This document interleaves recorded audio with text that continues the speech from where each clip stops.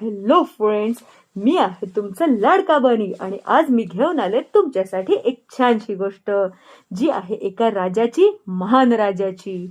बघा मुलांनो, एकेकाळी एका राज्यामध्ये हरिश्चंद्र नावाचा राजा राहत होता. तो अतिशय दानशूर होता, प्रेमळ होता, दयाळू होता. त्याचप्रमाणे तो नेहमी खरं बोलायचा. तर तो एवढा दानशूर होता की त्याची महती जी होती ती पंचक्रोशीत पसरली होती, देश विदेशी पसरलेली होती. एवढंच नव्हे तर त्रिलोकात पसरलेली होती. त्रिलोक म्हणजे स्वर्ग, पृथ्वी आणि नर्क या तिन्ही लोकांमध्ये त्याची महती पसरलेली होती.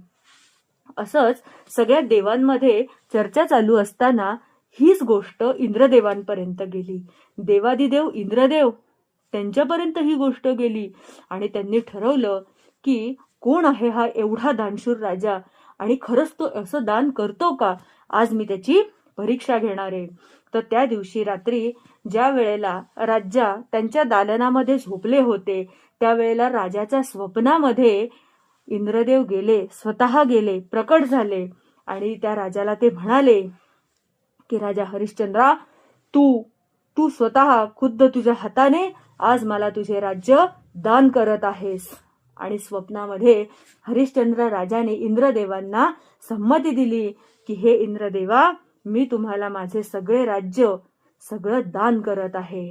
आणि ज्या वेळेला सकाळी राजा झोपेतून उठले आणि त्यांच्या दालनाच्या बाहेर, राजवाड्याच्या बाहेर खुद्द इंद्रदेव एका मनुष्य रूपामध्ये येऊन उभे ठाकलेले होते आणि ते राजाला म्हणाले की हे हरिश्चंद्र राजा, काल स्वप्नामध्ये तुम्ही मला तुमचे सगळे राज्य जे आहे ते दान केलेले आहे.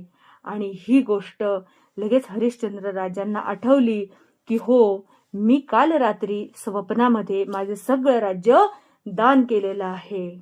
आणि अशा पद्धतीने खरंच त्यांना आठवल्यानंतर त्यांनी ते मान्य केलं आणि इंद्रदेवांना सगळे राज्य जे होतं ते देऊन टाकलं आणि अंगावरच्या कपड्यानिशी ते तिथून निघून गेले, सगळं राज्य सोडून. आणि हे बघता क्षणी इंद्रदेवांना राजाच्या दानशूरपणाची प्रचिती आली. बघा मुलांनो, आपण जर राजाच्या ठिकाणी असतो तर आपण काय केलं असतं की मी तर स्वप्नामध्ये राज्य दान केलंय, मी कुठे खरं राज्य दान केलंय. तर आपण असं राज्य दिलं असतं का कोणाला स्वतःचं? तर नाही. पण हरिश्चंद्र राजा एवढे महान होते की स्वप्नामध्ये दिलेला शब्द सुद्धा त्यांनी प्रत्यक्षात पाळला होता.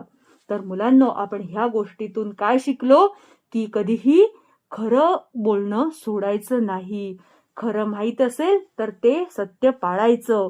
आपली तत्व आणि आपली मूल्य सोडायचे नाहीत आणि नेहमी दानशूर राहायचं, दयाळू वागायचं, मायाळू बनायचं. आणि ही सगळी मूल्ये आपल्याला आयुष्यात एक चांगला माणूस घडवण्यासाठी मदत करतात. Bye bye. दया, करुणा, प्रेम आणि सत्यनिष्ठा आपल्याला एक चांगला माणूस बनण्यास मदत करतात.